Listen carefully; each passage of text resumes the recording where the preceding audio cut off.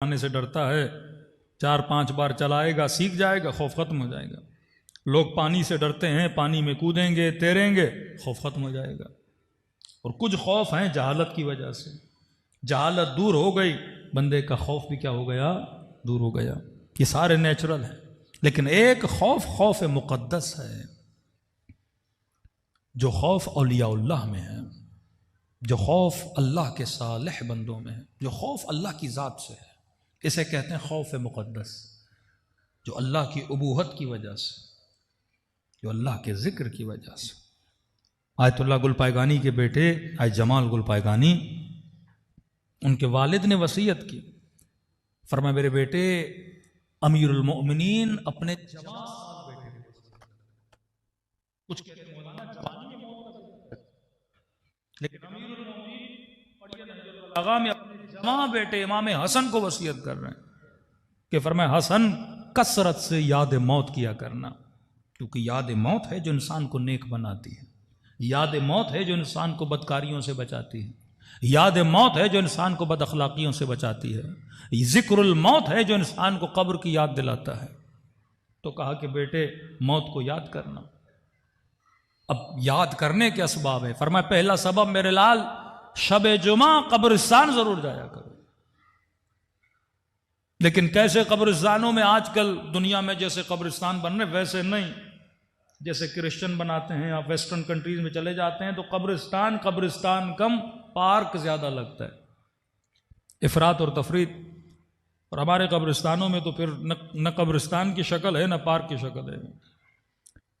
قبرستان کا مطلب جہاں جا کر بندے کو یاد موت آئے۔ آج کل لوگ قبرستانوں کو پارک بنا رہے ہیں، مطلب موت کی یاد نہیں آتی انسان کو، ہریالی اور دوسری چیزوں میں کھو جاتا ہے۔ کا ذکر الموت، اور موت کو یاد کرنے کا سبب یہ ہے کہ کم از کم شب جمعہ قبرستان جایا کرو، اور جا کر اس قبرستان میں غور و فکر کیا کرو۔ کہتے آغا جمال گل پائگانی جب نجف گئے تو ہر شب جمعہ وادی السلام جاتے تھے، پہلے جا کر ان قبروں پہ کھڑے ہو جاتے تھے، کافی دیر تک غور و فکر کرتے تھے، پھر کہتے ہیں کہ ایسی جگہ پہ جاتے تھے جہاں قبر نہیں تھی، خالی جگہ تھی، اس پہ بیٹھ جاتے تھے اور لمبی دیر تک وہاں پہ بیٹھ کے کچھ پڑھتے رہتے تھے، کبھی روتے تھے، کبھی یاد خدا کرتے تھے۔ کہتے ہمیں سمجھ نہیں آئی کہ قبروں پہ بیٹھنا تو سمجھ آتا ہے، کسی کے لیے فاتحہ پڑھے، لیکن ایک خالی جگہ پہ کیوں بیٹھتے ہیں اور اسی جگہ پہ بیٹھ کے کبھی قرآن پڑھتے رہتے۔ کہتے یہ تو ہمیں بعد میں پتا چلا جب دنیا سے چلے گئے اسی جگہ پہ ان کو دفن کر دیا گیا تھا۔ اور آغا قاضی کے شاگرد بتاتے ہیں کہ اپنی زندگی میں آغا جمال نے یہ بتایا تھا کہ جب میں زیادہ غور و فکر کرتا ہوں تو اللہ بعض ارواح کو میری آنکھوں سے پردہ اٹھاتا ہے اور ان کے وجود کو مجھے دکھاتا ہے، کہ فرماتے ان ارواح میں سے میں نے کئی لوگوں کو پہچانا، اور کہتے ہیں وہ دنیا کے وہ مستکبر لوگ تھے کہ جب میں نے دیکھا ان کے وجود سے بدبو آ رہی تھی، ان کے وجود سے مجھے گھن آ رہی تھی، دل ہی نہیں کر رہا تھا کہ یہ میرے قریب آئیں، اتنا تعفن ان کے وجود میں تھا۔ اور میں نے ان کے چہروں کو پہچانا کہ یہ کون لوگ تھے اور ان کے وجود کی بدبو کی وجہ کیا تھی؟ کہ یہ وہ تھے جو دنیا میں اللہ کا ذکر سنتے تھے، امر بالمعروف سنتے تھے، خوف آخرت کی باتیں سنتے تھے پر توجہ نہیں دیتے تھے، جہاں پر بھی موت کی بات ہے اس محفل کو چھوڑ دیتے تھے۔ ارے ہمیں نہ سناؤ ہم نے کب مرنا ہے، ہمیں نہ سناؤ ہم نے دنیا سے نہیں جانا۔ اور فرمایا ان کے وجود سے خدا خوشبو دیتا ہے جو اللہ کی باتوں کو سنتے ہیں اور یاد موت میں مشغول رہتے ہیں۔ دوسرا فرمان ہے اہل بیت کا، ایک تو قبرستان جایا کرو، دوسرا فرمایا کہ موت کو یاد کرنے کے لیے مومن اپنے گھر میں کم از کم کفن ضرور مہیا کرے۔ ہمارے ہاں بڈھے حضرات کفن لیتے ہیں، جوان نے تو کہا مجھے کفن کی ضرورت ہی نہیں ہے، پھر وہی غفلت، پھر وہی گمان کہ میں نے کبھی موت نہیں دیکھنی۔ پر میں کفن لے کر رکھا کرو۔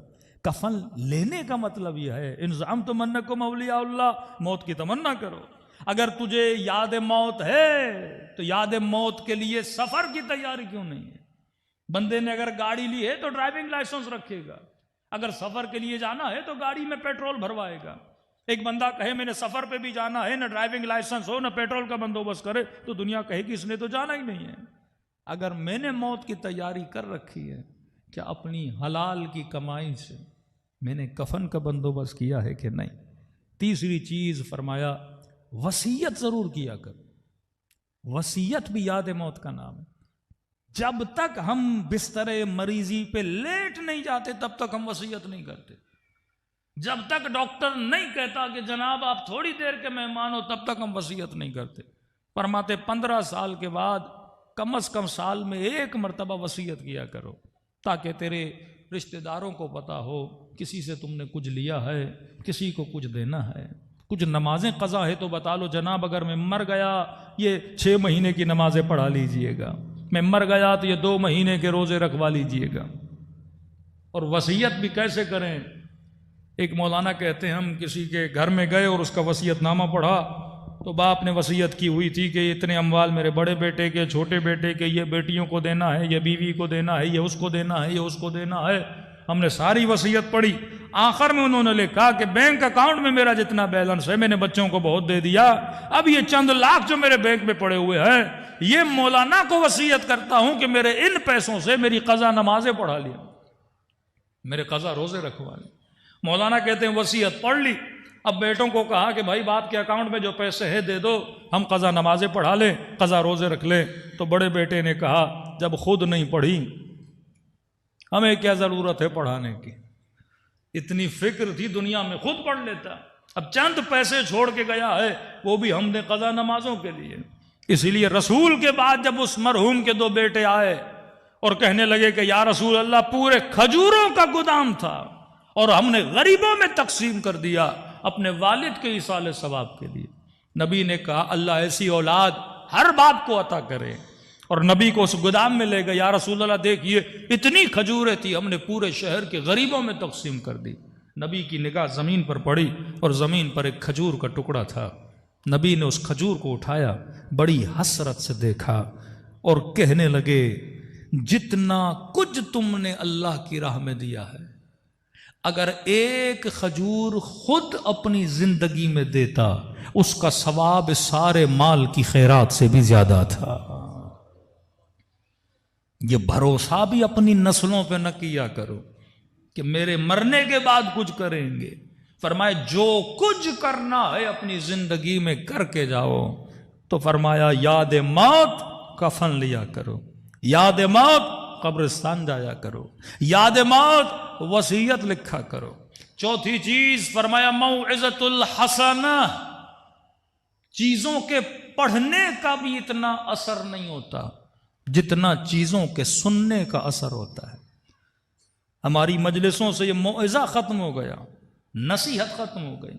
بڑے بڑے عالم کبھی اپنے بیٹے کو بولتے تھے بیٹا نصیحت کر، جاتے تھے کسی کے در پہ چل کے آپ اپنے زبان سے مجھے نصیحت کریں، کیونکہ نصیحت سننے کا اثر بہت ہے۔ کتاب ہے منازل الاخرہ، محدث قمی صاحب کی ضرور پڑھا کریں، کس طرح سے انہوں نے آخرت کے منازل کو ذکر کیا ہے۔ فرمایا لمحہ بلمحہ زندگی میں اگر یاد موت رہے گی تو انسان گناہوں سے بچ جاتا ہے، انسان کو قرب پروردگار عالم نصیب ہوتا ہے۔ صلوات پڑھے محمد و آل محمد۔